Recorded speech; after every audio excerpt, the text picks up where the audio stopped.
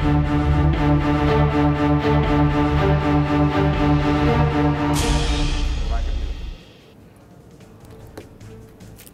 എം.ടി. രമേശ്, ഇവിടെ പോലീസ് ആസ്ഥാനത്തെ ഭരണം DGPയുടെ കയ്യിലല്ല എന്ന വ്യക്തമായ സന്ദേശം നൽകുകയല്ലേ സർക്കാർ ഇത്തരം നടപടികളിലൂടെ ചെയ്യുന്നത്? പോലീസ് മേധാവിയായി തിരികെ TP സെൻകുമാറിനെ നിയമിക്കുന്നതിന് തൊട്ട് മുൻപാണ് ടോമിൻ തച്ചങ്കരിയെ പോലീസ് ആസ്ഥാനത്തേക്ക് ADGPയായി സർക്കാർ കൊണ്ടുവന്നത്. അതെന്തിനായിരുന്നുവെന്ന് വ്യക്തമായ ബോധ്യം വന്നിരിക്കുകയല്ലേ ഇവിടെ? ഇപ്പോൾ ഈ ജീവനക്കാരി പരാതി നൽകുന്നത് പോലും തച്ചങ്കരി വഴിയാണ്. അത് നിയമപരമായി തന്നെയാണെന്ന് അവകാശപ്പെടുവാനും കഴിയും. കാരണം അവരുടെ തൊട്ടുമുകളിലുള്ള ഓഫീസർ വഴി തന്നെയാണ് ഇങ്ങനെ ഒരു പരാതി നൽകിയിരിക്കുന്നത്. ഞാനിതിൽ കാണുന്നത് ഇപ്പോൾ പോലീസ് ആസ്ഥാനത്ത് ആഭ്യന്തര വകുപ്പ് മന്ത്രിക്ക് കുറച്ചുകൂടി വിശ്വാസമുള്ള ഒരാളെ കൊണ്ടുവരുന്നത് നമുക്കൊരു വലിയ തർക്കമായിട്ട് എടുക്കേണ്ട കാര്യമില്ല. പക്ഷേ ആ പോസ്റ്റിലേക്ക് വന്നിരിക്കുന്ന വ്യക്തി അപകടകരമാണ്. CPM എങ്ങനെയാണ് ഈ ഇദ്ദേഹം തച്ചങ്കരിയെ പോലെയുള്ള ഒരാളെ പോലീസ് ആസ്ഥാനത്ത് എത്ര കേസുകളാണ് അദ്ദേഹത്തിനെതിരായിട്ടുള്ള കേസ്? നമ്മൾ ലോക്കപ്പ് കൊലപാതകമോ അല്ലെങ്കിൽ എവിടെയെങ്കിലും ലോ ആൻഡ് ഓർഡറിൽ എന്തെങ്കിലും അനാസ്ഥ കാണിച്ചോ പക്ഷപാതപരമായി പെരുമാറി എന്നൊന്നുമല്ല. നമ്മുടെ രാജ്യത്തിലെ വളരെ ക്രിമിനൽ സ്വഭാവമുള്ള രാജ്യാന്തര കുറ്റവാളികൾ പോലും ചെയ്യാനിറക്കുന്ന പ്രവർത്തനങ്ങൾ നടത്തിയതിൻ്റെ പേരിലാണ് ടോമിൻ ജെ തച്ചങ്കരിക്കെതിരായിട്ട് നിരവധി കേസുകൾ രജിസ്റ്റർ ചെയ്തിട്ടുള്ളത്. അദ്ദേഹത്തെക്കുറിച്ച് പഴയ മുഖ്യമന്ത്രി VS അച്യുതാനന്ദൻ പറഞ്ഞ പ്രസ്താവനകൾ മാത്രം ഒരാവർത്തിച്ച് വായിച്ചാൽ പിണറായി വിജയൻ എങ്ങനെയാണ് ഇദ്ദേഹത്തെ പോലീസ് ആസ്ഥാനത്ത് നിയമിക്കാൻ സാധിക്കുക? അത് കൊടുക്കുന്ന ഇൻറ്റൻഷൻ എന്താണ്? ഇത്രയും വലിയ ക്രിമിനൽ കേസുകൾ, അഴിമതി കേസുകൾ പ്രതിയായിട്ടുള്ള ഒരാളെ, ഈ കേരളത്തിൻ്റെ പോലീസ് ചരിത്രത്തിൽ ഏറ്റവും കളങ്കിതനാണ് എന്ന് രേഖപ്പെടുത്തിയിട്ടുള്ള ഒരാളെ പോലീസ് ആസ്ഥാനത്ത് നിയമിക്കുക എന്ന് പറയുമ്പോൾ പിണറായി വിജയൻ്റെ ഗവൺമെൻറ് കൊടുക്കുന്ന ഇൻറ്റൻഷനാണ് പ്രധാനം. പിണറായി വിജയന് സ്വന്തക്കാരായ ആരെ വേണമെങ്കിലും എടുക്കായിരുന്നു. പക്ഷേ ടോമിൻ ജെ തച്ചങ്കരിയെ പോലുള്ള ഒരാളെ പോലീസ് ആസ്ഥാനത്ത് നിയമിക്കുമ്പോൾ അത് വളരെ കൃത്യമാണ്. പിണറായി വിജയൻ്റെ മനസാക്ഷിപ്പ് സൂക്ഷിപ്പുകാരൻ ഇത്തരത്തിലുള്ള ആളുകളാണെങ്കിൽ കേരളത്തിലെ പോലീസ് സംവിധാനത്തെയും ജനങ്ങളെയും രക്ഷപ്പെടുത്താൻ ആർക്കും സാധിക്കില്ല. ശ്രീ ആന്റണി രാജു, പോലീസ് ആസ്ഥാനത്തെ ഭരണം ഇപ്പോൾ ടോമിൻ തച്ചങ്കരിയുടെ കയ്യിലാണ്. ഇവിടെ തന്നെ ഈ ജീവനക്കാരിക്ക് അഡീഷണൽ ചീഫ് സെക്രട്ടറിക്ക് നേരിട്ട് പരാതി കൊടുക്കുവാൻ പറ്റുമോ? ഉചിതമാർഗേണ എന്ന് പറയുന്നുണ്ട് എങ്കിലും അല്ല, ഇവിടെ പോലീസ് ആസ്ഥാനത്ത് ഇരിക്കുന്ന ഈ ഉദ്യോഗസ്ഥ ത്രൂ പ്രോപ്പർ ചാനലിലാണല്ലോ ഈ പരാതി കൊടുത്തുള്ള അവിടെ ഹർജിയിൽ തന്നെ എഴുതിയിട്ടുണ്ടല്ലോ. ഹർജിയിൽ തന്നെ ത്രൂ പ്രോപ്പർ ചാനൽ എന്ന് എഴുതി കഴിഞ്ഞാൽ പ്രോപ്പർ ചാനലിലൂടെയാണ് വന്നു എന്നുള്ളതാണ്. അതായത് ടോമിൻ തച്ചങ്കരി വഴി കൊടുത്തു. ടോമിൻ തച്ചങ്കരിയുടെ വ്യക്തിയല്ല ഇവിടെ പ്രശ്നം. ഇവിടെ അഡ്മിനിസ്ട്രേഷൻ ചുമതല DGP അഡ്മിനിസ്ട്രേഷൻ വഴിയാണ് കൊടുക്കേണ്ടത്. അത് ടോമിൻ ജെ തച്ചങ്കരി ആയാലും നാളെ MT രമേശ് ആണെങ്കിലും അത് ഇരിക്കുന്ന ഉദ്യോഗസ്ഥൻ അതുവഴിയെ കൊടുക്കാൻ. ഇവിടെ MT രമേശ് ഒരു DGPയെ കുറിച്ച് പറഞ്ഞു. എനിക്ക് അദ്ദേഹത്തെ കുറിച്ച് അങ്ങനെ വ്യക്തിപരമായി ഞാനിപ്പോൾ ആരെ ഇവിടെ ആക്ഷേപിക്കാൻ മുതിരുന്നില്ല. കാരണം ഈ അങ്ങനെയുള്ള ഒരാളെ ഇപ്പോൾ MT രമേശ് പറയുന്നത് പോലെയുള്ള ഒരു ക്രിമിനൽ സ്വഭാവമുള്ള ഒരാളെന്ന് പറയുന്ന ആളെ ലോ ആൻഡ് ഓർഡറിൻ്റെ DGPയെ വെച്ചിട്ടില്ല, ക്രൈം ബ്രാഞ്ചിൻ്റെ DGPയെ വെച്ചിട്ടില്ല, വിജിലൻസിൻ്റെ DGPയെ വെച്ചിട്ടില്ല. എന്നാൽ വെറും അഡ്മിനിസ്ട്രേഷൻ്റെ ചുമതല എന്ന് പറയുമ്പോൾ അത് അദ്ദേഹം ചെയ്യുന്ന ജോലി DGPയെ നിരീക്ഷിക്കലാണ്. അല്ല, അങ്ങനെ ആരെങ്കിലും പറയുന്നുണ്ടെങ്കിൽ DGP പറയുന്നുണ്ടെങ്കിൽ അത് അപകർഷതാ ബോധത്തിൽ നിന്ന് ഉയർന്നു വന്നതാണ്.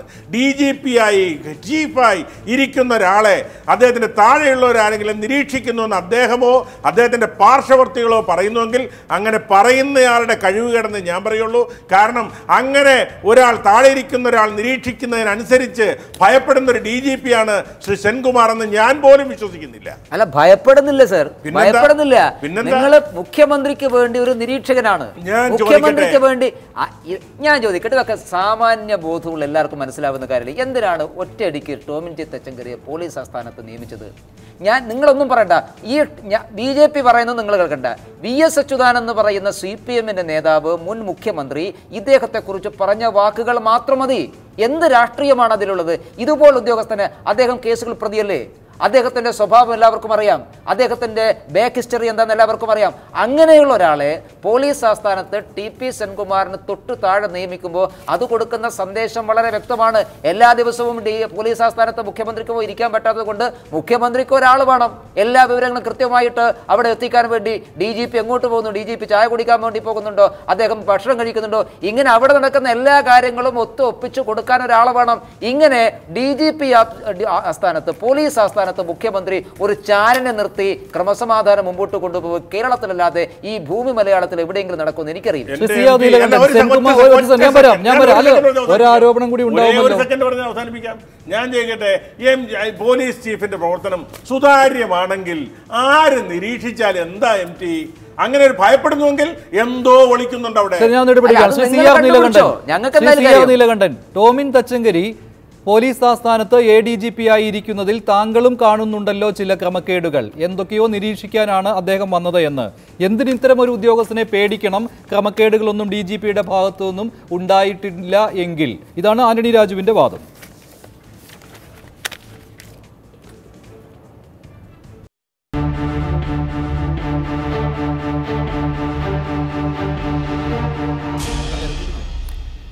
ശ്രീ MT രമേശ്, പോലീസ് ആസ്ഥാനത്തെ ഈ സ്ഥലംമാറ്റ ഉത്തരവ്, ഈ ഉത്തരവ് ഇറക്കിയിരിക്കുന്നത് DGP നേരിട്ടാണ്. പോലീസ് മേധാവി നേരിട്ട് തന്നെയാണ് ഈ ഉത്തരവ് ഇറക്കിയിരിക്കുന്നത്. അഡ്മിനിസ്ട്രേഷൻ വിഭാഗത്തിൽ നിന്നല്ല ഇങ്ങനെ ഒരു ഉത്തരവ് വന്നിട്ടുള്ളത്. ഈ ഉത്തരവ് പോലും നടപ്പിലാക്കാൻ കഴിയാതെ വരുന്ന പോലീസ് മേധാവിക്ക് ഈ 1.5 മാസം ഇതുപോലെ തന്നെ ഇരിക്കേണ്ടി വരും സർക്കാരിൻ്റെ ഈ നിർദ്ദേശം അനുസരിക്കുകയാണെങ്കിൽ. അതല്ല മറിച്ചുള്ള തീരുമാനം അദ്ദേഹത്തിൽ നിന്ന് പ്രതീക്ഷിക്കുന്നുണ്ടോ? ഈ സർക്കാർ നിർദ്ദേശം നൽകിയിട്ടേ ഉള്ളൂ, ഇത് ഉത്തരവ് പിൻവലിച്ചിട്ടില്ല DGP ഇതുവരെ.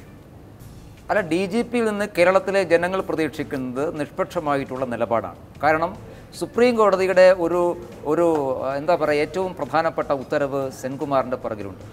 സെൻകുമാറിൻ്റെ പൂർവ്വകാല അനുഭവം നമ്മുടെ മുമ്പിലുള്ളത്. അങ്ങനെ രാഷ്ട്രീയ നിലപാടനുസരിച്ച് തീരുമാനങ്ങൾ എടുക്കുന്ന ഒരാളായിട്ട് സെൻകുമാർ ഇതുവരെ നമ്മൾ കണ്ടിട്ടില്ല. അതുകൊണ്ട് കേരളത്തിലെ പോലീസ് മേധാവി എന്നുള്ള നിലക്ക് ധീരതയോട് കൂടിയിട്ടുള്ള നിഷ്പക്ഷമായ സത്യസന്ധമായിട്ടുള്ള നിലപാട് അദ്ദേഹം സ്വീകരിക്കണം. പക്ഷേ അമിതാവേശം അദ്ദേഹം കാട്ടുന്നില്ല ഇക്കാര്യത്തിലെങ്കിലും, ഈ ജീവനക്കാരിയെ മാറ്റുന്നത് വഴി. അല്ല, നിയമപരമായിട്ടുള്ള കാര്യങ്ങൾ പൂർത്തീകരിക്കണം. നമ്മൾ അമിതാധികാരം എന്ന് പറയുമ്പോൾ അദ്ദേഹത്തിൻ്റെ മുമ്പിൽ വന്നിട്ടുള്ള റിപ്പോർട്ട് എന്താണ്? ഒരു IG-യുടെ റിപ്പോർട്ട് പൊക്കിപ്പിടിച്ചുകൊണ്ടാണ് ഇദ്ദേഹം പറയുന്നത്. മറിച്ചൊരു റിപ്പോർട്ട് അദ്ദേഹത്തിൻ്റെ മുമ്പിലുണ്ടോ? അദ്ദേഹത്തിന് നടപടി എടുക്കാൻ സാധിക്കുന്ന കൃത്യമായിട്ടുള്ള നിലപാടുണ്ടോ? അത് അദ്ദേഹം വ്യക്തമാക്കേണ്ടതാണ്. അങ്ങനെ നിലപാടുണ്ടെങ്കിൽ മുഖ്യമന്ത്രിയുടെ നിലപാട് പോലും അംഗീകരിക്കേണ്ട ആവശ്യമില്ല.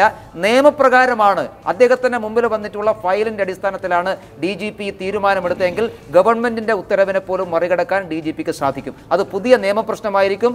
ആ നിയമവും ഫലത്തിൽ സർക്കാർ ജയിക്കുമോ അതോ സെൻകുമാർ ജയിക്കുമോ എന്ന് കാത്തിരുന്ന് കാണുക.